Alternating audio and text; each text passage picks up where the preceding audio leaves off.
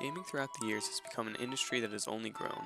With billion-dollar acquisitions such as Microsoft and Activision, and increasingly more powerful hardware like the PS5 and graphics cards like the 4090, games get more impressive with every year. But at what point will development hit a wall? At what point will we have reached the peak?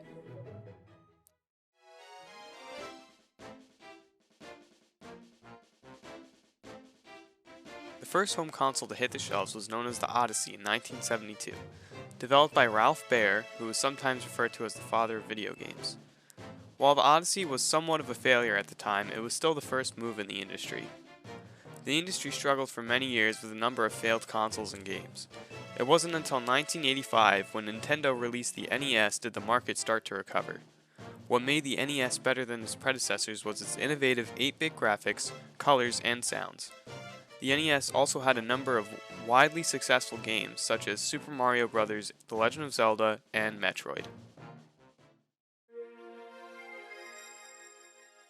As the years went on, the big names in gaming only got bigger while the smaller names faded away, eventually leaving us with the companies we know today: Xbox, PlayStation, and Nintendo. Every 5 to 7 years, these companies tended to release a newer, more powerful version of their console, the next generation of gaming. It is now in the newest generation of gaming where I feel that we're beginning to hit a plateau. The jump from previous generation to the next is not quite as large. In the past, jump from previous generations to the next felt huge, but now improvements are less focused on graphics and more on performance. Before, graphical improvements felt massive when you finally got your hands on the next console, but now graphical improvements are all in the details. Modern games focus on features like ray tracing, fast load times, and the ability to run games at 60 FPS.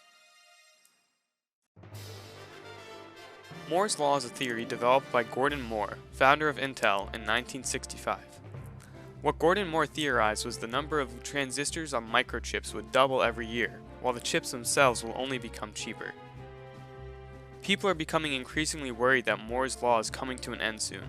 This is because microchips are becoming so small that if they get any smaller, they will be unable to cool down faster than the rate that they are heating up, meaning we are beginning to reach the peak at which computers can run in terms of speed.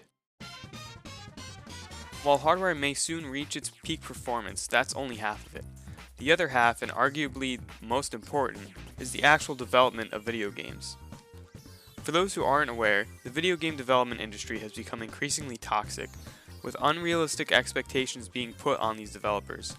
It has become so very common for games to release in a totally unfinished state, with it sometimes just being totally unplayable on release.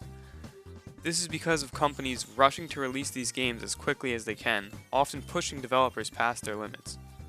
In March of 2021, the New York Times released an article talking about the time crunch on these developers.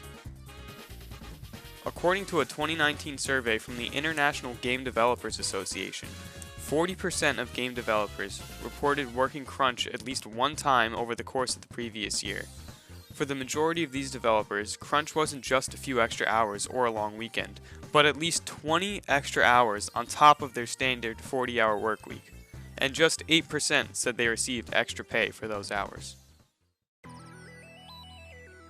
Yearly releases are a norm in the industry, with games like Madden, NBA 2K, FIFA, and Call of Duty. In years past, games were much smaller scale, making yearly releases feasible. People were excited for these new games, but now people are unhappy with the product. It has become normal for these AAA title releases to come out in an unfinished state, with updates coming months later to fix all these problems. An example of this is the latest Call of Duty Modern Warfare 2, a sequel to their 2019 game Modern Warfare. This game came with a ton of new modes such as Gunfight, a 2v2 match where everyone has the same gun, last team standing wins that round, first to win 5 total rounds wins the game. In Modern Warfare 2, this game mode was just added on April 12, 2023, despite the game being out since November 2022. Another feature that was added late was a game mode called Gun Game.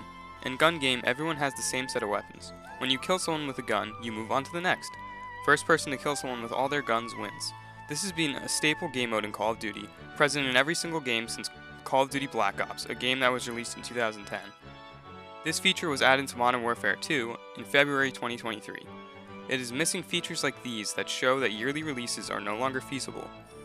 Modern games have become so big that it has become impossible for them to be released on time in a finished and polished state. So has video game development hit a plateau? Not yet, but the cracks are certainly starting to show. While innovation will always be pushing the industry forward, the real truth is that there will always be room for improvement, whether that be in the actual hardware itself or for the companies that truly control this industry.